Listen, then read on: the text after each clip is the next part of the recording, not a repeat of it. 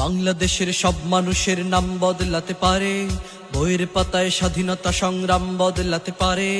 বঙ্গোপসাগরের পানি সব যেতে পারে শুকিয়েও, গোটা রাজধানী কেড়ে নিতে পারে বুড়ি গঙ্গার ঢেউ। সুন্দরবন কেটে হতে পারে ইটের ভাটার লাকড়ি, শিল্পপতিরা দেউলিয়া হয়ে খুঁজতে পারেন চাকরি। চোর গুন্ডারা পেয়ে যেতে পারে মন্ত্রীর মর্যাদা, আইনের ফাঁকে কালো টাকা সব হয়ে যেতে পারে সাদা।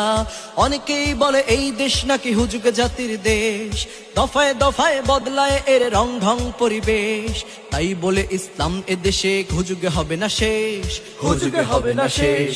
ইসলাম এদেশের পরতে পরতে জনপদে ঘরে ঘরে, ইসলাম এদেশের 90% মানুষের অন্তরে।